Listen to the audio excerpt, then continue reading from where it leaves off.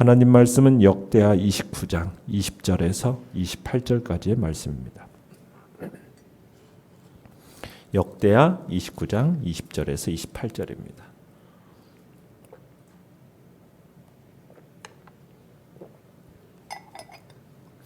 역대하 29장 20절에서 28절 우리 한 목소리로 같이 읽습니다. 시작.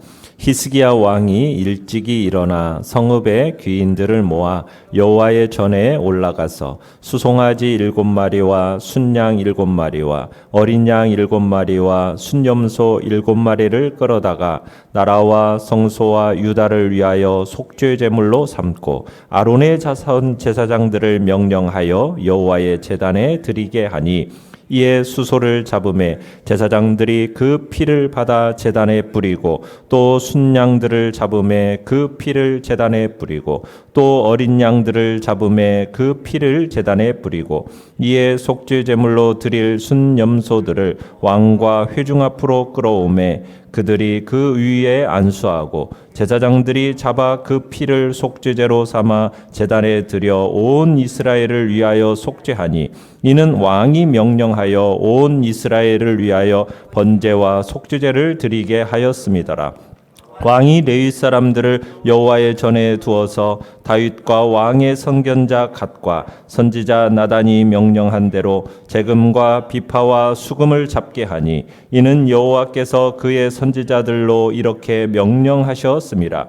레위 사람은 다윗의 악기를 잡고 제사장은 나팔을 잡고 섬에 히스기야가 명령하여 번제를 제단에 드릴세 번제 드리기를 시작하는 동시에 여호와의 시로 노래하고 나팔을 불며 이스라엘 왕 다윗의 악기를 울리고 온 회중이 경배하며 노래하는 자들은 노래하고 나팔 부는 자들은 나팔을 불어 번제를 마치기까지 이르니라. 아멘.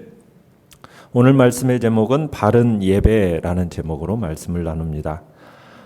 드디어 성전의 정화 작업이 끝이 났습니다. 레위 사람들이 이제 히스기야 왕을 찾아가서 성전 건물 전체와 기구에 대한 정결 예식이 모두 끝났으니 이제 예배를 드려도 된다라는 보고를 하게 되지요. 선왕 아하스가 저지른 그 온갖 불손한 행동들 또 파괴의 흔적 이제는 다 사라지게 된 겁니다. 2주 동안 16일 동안의 정화 작업을 통해서 히스기야와 백성들은 드디어 하나님의 그 율법을 통해 규정해 주신 절차에 따라서 예배를 드릴 수 있게 된 것입니다. 내용관찰 문제 1번을 보시면 성전을 다시 봉헌하는 일은 어떤 의식으로부터 시작됩니까? 자, 20절에 보시면은 히스기야 왕이 다음날 아침에 일찍이 일어나서 지도자들과 함께 성전으로 올라갑니다. 왕이 되자마자 제일 먼저 한 일이 뭡니까? 성전을 정화하는 일이었잖아요. 그리고는 이제 성전 정화 작업이 다 끝나니까 바로 다음날 그것도 아침 일찍 일어나서 성전으로 나아간다. 참 이런 걸 보면요. 이 히스기야 왕의 하나님에 대한 열정을 우리가 엿볼 수가 있습니다. 자, 히스기야가 성전에 도착해서 제일 먼저 한 일이 무엇입니까? 21절에 가서 보시면은 왕실과 유다 백성들의 뭘요?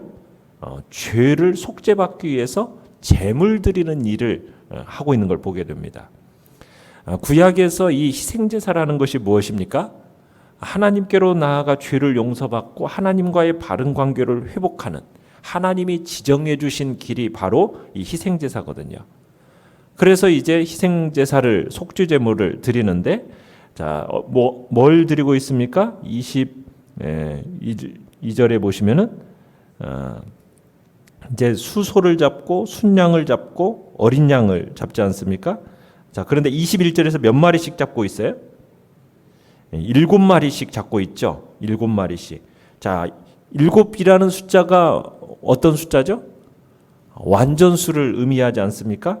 그러니까 7마리씩 제물을 드렸다는 이유는 뭐예요? 완전한 제사를 드리기를 원했다라는 의미가 될 수 있습니다.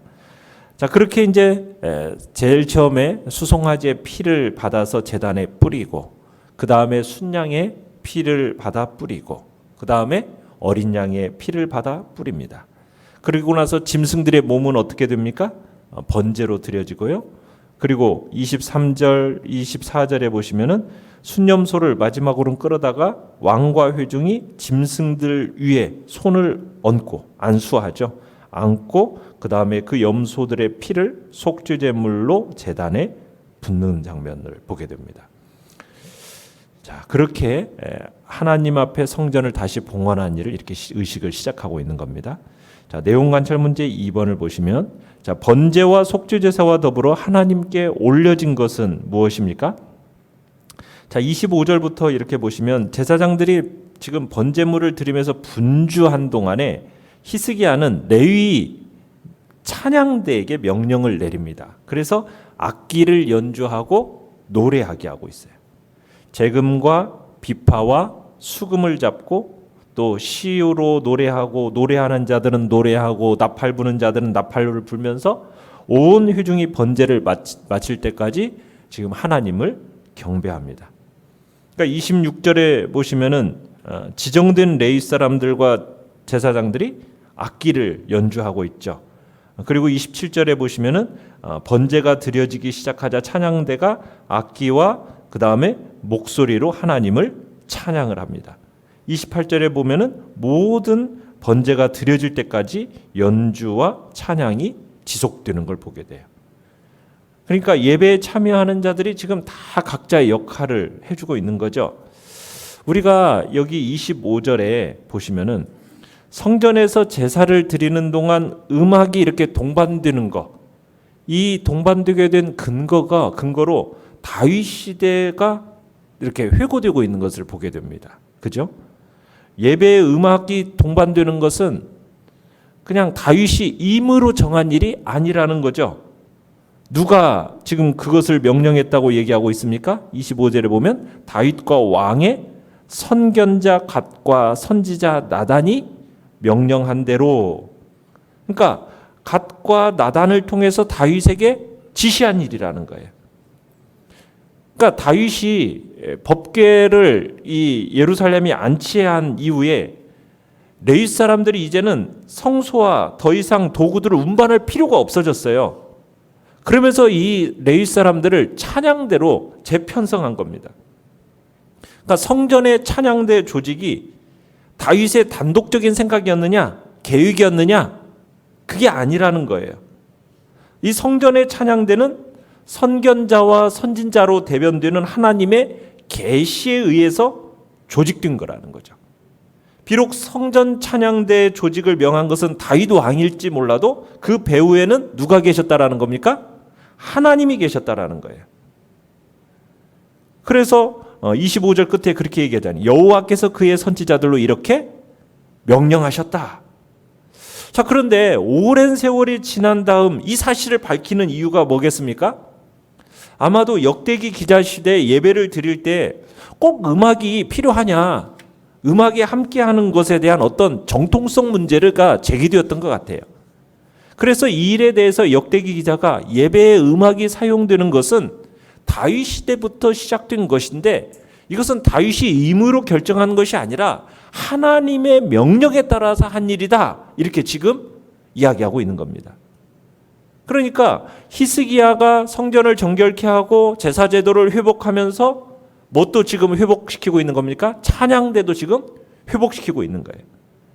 이 찬양대를 맡은 레위인들도 지금 자신의 직무를 감당해 있어서 지금 최선을 다해야 했던 겁니다. 이런 걸 볼 때 교회 안에 찬양대나 찬양단이 있는 것은 하나님의 명령 속에서 진행되어진다라는 거예요. 그걸 귀하게 여겨야 됩니다. 찬양대를 맡은 성도들은 자신이 구약시대의 찬양대의 레위인들과 같다라는 인식 속에서 자신의 직분에 대한 성심을 다해야 된다는 거죠. 그렇게 감당해야 됩니다. 하나님은 찬양대의 찬양을 들으시고 우리의 예배를 받아주시는 거예요. 또한 찬양대원으로서 봉사하는 수고, 하나님이 그 또한 잊지 아니하시고 은총으로 갚아줄 겁니다. 그러니까 찬양대의 직무라는 것을 그저 지극히 사소한 개인적인 일로 소홀히 해서는 안 된다는 거죠. 맡겨진 직분, 그 직분을 맡아서 하는 일들이 얼마나 귀중한 일인지를 알고 또한 깨달아야 할 것을 우리에게 보여주고 있는 겁니다. 자, 연구와 묵상 문제 3번을 보시면 제물을 드리던 자들이 제물이 될 순염소들 위에 안수한 이유는 무엇이겠습니까? 이 제사가 속죄제였음을 염두에 두고 생각해 봅시다. 자, 23절에 보시면은 왕과 회중이 속죄제물로 드려질 순염소에 안수하고 있어요. 여러분, 그 안수한다라는 것은 어떤 의미가 있는 겁니까? 자신의 죄를 그 동물의 전가, 옮기는 상징적인 의미가 있는 겁니다. 자신과 희생제물을 동일시한다라는 의식인 거죠. 그래서 자기 대신에 지금 그 짐승이 피 흘리고 죽임을 당하는 것을 보면서 지금 원래는 누가 죽어야 되는 건데, 내가 죽어야 되는 건데 지금 대신해서 그 짐승이 죽는 것을 보면서 죄의 무서움을 지금 뼛속 깊이 새기라는 겁니다. 그리고 속죄제 때 제물로 바쳐진 짐승의 모든 기름은 번제단 위에서 모두 다 불사르지고 가죽을 포함한 모든 또 나머지 부분은 어떻게 됩니까? 영문 밖에서 불살라야 했어요. 그건 뭐냐면 저주받은 자가 버려진다는 뜻이거든요. 그러니까 율법은 누가 죄를 범하면 반드시 희생제물로 속죄제사를 드리도록 요구되어지고 있습니다. 죄는 반드시 대가가 따르는 거예요. 무슨 대가입니까? 피가 요구되는 겁니다. 왜? 죄의 싹은 무엇이에요? 사망이라고 말씀하고 있어요. 달리 말하면 죄는 피 흘림으로써만 해결될 수 있다는 말이에요. 그래서 히브리서 9장 22절에서 피 흘림이 없은즉 사함이 없느니라. 그러니까 성경의 분명한 증언입니다. 이렇게 볼 때 죄를 범한 인간이 속죄를 하려면 죽는 수밖에 없는 거예요. 원래 죄를 지으면 인간은 어떻게 돼야 되는 거예요? 죽어야 되는 거예요. 근데 인간이 죄를 속하게 해서 죽어버리면은 이거 아무런 의미가 없잖아요. 속죄가 의미가 없잖아요. 그래서 하나님은 죄로 말미암아 죽을 수밖에 없는 인생을 불쌍히 여기시고 따로 속죄의 방법을 마련해 주신 겁니다. 그게 바로 구약 시대에 동물을 잡아서 자기 대신 희생제물로 바치는 거예요. 그래서 구약 이스라엘 백성들은 죄를 범할 때마다 희생제물을 끌고 가가지고 하나님의 전에 있는 제사장에게로 나아가서 머리에, 짐승의 머리에 손을 얹고서는 자신의 죄를 고하는 거죠. 그리고는 그 희생제물을 잡아서 속죄제사를 드렸던 겁니다. 지금 히스기야가 희생제물을 드려서 제사를 드리는 것도 바로 그런 이유에서요. 지난날에 모든 남유다의 죄를 씻기 위해서 지금 이런 과정을 거치고 있는 겁니다. 자, 이것은 무엇을 예표하고 있는 것입니까? 훗날 예수님이 죄지은 우리를 대신해서 저주받은 희생동물로서 영문 밖 갈보리에서 죽으셨어요. 그럼으로써 우리 인류의 저주를 대신 받으신 겁니다. 하나님의 아들 예수 그리스도께서 동물 제사를 폐하고 우리 죄를 영원히 사하시기 위해서 스스로 속죄 제물이 되신 거예요. 그러면서 자신을 하나님의 제단에 드리신 거죠. 제물의 피는 성소의 휘장 앞에서 7번 뿌려졌어요. 이것은 그 피로 속죄제, 그 속죄제를 드리는 사람의 죄가 완전히 사해졌다, 용서되었다, 이것을 상징하는 거거든요. 바로 그것은 예수 그리스도의 보혈을 통해서 우리의 모든 죄, 인간이 죄사함을 받고 하나님께로 나아갈 수 있는 길이 열려졌음을 예표하고 있는 것입니다. 그래서 우리가 죄를 범하고 회개할 때마다 뭘 기억해야 되는 겁니까? 우리가 직접 동물 제사 드리지 않잖아요. 속죄 제물을 위하여 어떤 동물을 데려다가 우리가 제사를 드리지 않습니까? 이제는 뭘로 대신하게 되었습니까? 예수 그리스도의 그 십자가의 공로를 우리들이 기억해내면서 그분의 십자가에서의 죽으심이 바로 나를 위한 죽으심이요, 그분을 우리들이 생각해내면서 우리의 모든 죄와 허물들을 고백하며 나아갈 때 우리의 모든 죄가 어떻게 됩니까? 용서가 되어지는 거예요. 우리가 깨끗해지는 거예요. 우리는 그래서 기억해내야 돼요. 우리의 죄와 허물들이 주님 앞에 발견되어질 때마다 무엇을 기억해내야 됩니까? 그 예수 그리스도의 십자가, 나의 죄를 대신하여 십자가에 달려 죽으신 예수 그리스도, 그분을 바라볼 때마다 우리는 죄에 대해서 어떠한 마음을 품어야 되는 겁니까? 애통해하는 마음을 품어야 되는 거죠. 왜? 바로 내가 저 자리에서 죽었어야 되는 자리인 거예요. 그래서 나의 옛사람은 이제 십자가에 못 박혀 죽었다. 그리고 이제는 나는 다시 살아났다. 예수 그리스도의 부활과 함께 나는 다시 살아났고, 이제 내 안에는 누가 살아계시니? 예수 그리스도께서 살아계시니, 이제는 그 예수 그리스도가 나의 삶의 주인이 되셔서 그분께 온전히 순종하는 삶을 살아가는 존재로 내가 살아가겠다. 다시는 내가 죄를 범하지 않겠다. 이런 결단이 일어나야 된다는 얘기입니다.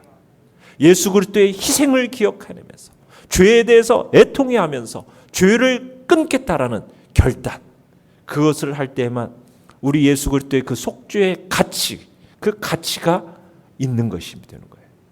그리고 우리 또한 죄를 씻고 죄를 벗어던지고 새로운 삶을 살게 되는 것입니다. 느낀 점 4번을 보시면, 온 회중이 경배했다는 말은 왕이나 존귀자 혹은 신적 존재 앞에서 자기의 몸을 땅바닥에 엎드려 절하는 모습을 의미합니다. 무엇을 느낍니까? 예배라는 것은 지존하신 하나님 앞에서 자신의 죄와 그 비참함, 무력함, 그걸 인정하는 겁니다. 그리고 오직 그 하나님만을 높이고, 그리고 그분으로부터 흘러나오는 은혜를 구하는 행위, 그게 바로 예배예요. 우리 인간은 하나님을 떠났어요. 떠나 있던 그 인간이 하나님과의 관계 회복의 표시로 보일 수 있는 가장 대표적인 행위, 그게 무엇이겠습니까? 예배입니다. 예배가 바로 내가 하나님과의 관계가 바르게 회복되었음을 보여주는 대표적인 행위가 되는 겁니다. 우리 인간은 본래 죄인이었지 않습니까? 다 죽어 마땅한 존재였어요. 우리를 기다리고 있던 것은 죽음이요, 영원한 멸망이요, 영원한 저주였습니다. 하나님이 그런 우리를 불쌍히 여기셨고, 참으로 예수 그리스도를 이 땅에 보내주셔서 우리를 대신하여 십자가에 달려 죽게 하셨고, 부활하심으로 이제 그분을 믿음으로 말미암아 우리의 모든 죄가 깨끗하게 용서되어지고 새롭게 되어지는 놀라운 은혜, 정말 새로운 피조물로서 거듭나게 우리를 하게 하셨고, 자기의 친백성 삼으셔서 하나님께서 우리를 여기까지 오게 하셨어요. 여기에서 우리가 한 일이 있습니까? 없습니까? 우리가 한 일이라고는 전혀 없어요. 처음부터 끝까지 모두가 다 하나님의 은혜입니다.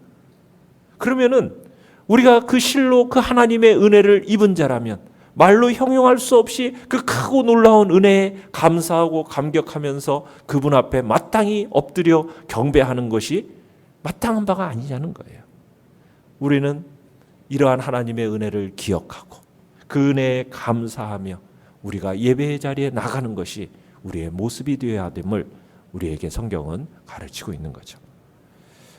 결단과 적용 5번을 보시면, 나는 예배 때마다 나의 죄를 진실되게 고백하며 사죄의 기도를 드리고 있습니까? 매주 드리는 주일 예배 때 온 회중이 함께 예배하는 것을 얼마나 사모하고 있습니까? 이번 주 예배 어떻게 준비해야 하겠습니까? 주님 앞에서 참으로 예배 드리는 자로서 우리의 모습을 다시 한번 점검하면서 정말 복된 예배, 하나님의 앞에 우리의 온전히 자신들 드려지는 아름다운 예배가 드려지도록 위해서 기도하시길 바랍니다. 자, 오늘의 기도 같이 읽겠습니다. 시작. 하나님의 하나님 되심을 오늘도 온 마음 다해 찬송하게 하소서. 아멘. 말씀을 생각하면서 기도하시고요. 연약한 우리의 지체들을 위해서 기도해 주십시오. 하나님의 긍휼과 자비하심이 우리 안에 나타나도록 성탄의 예배, 또 오늘 수요 예배 가운데도 하나님의 풍성함을 놓고 기도해 주시며, 또 주께서 은혜를 베푸셔서 코로나19 바이러스를 잠잠케 해달라고, 주께서 우리 이 나라와 이 민족을 긍휼히 여겨달라고 주여 3번 부르짖으며 나아갑니다. 주여!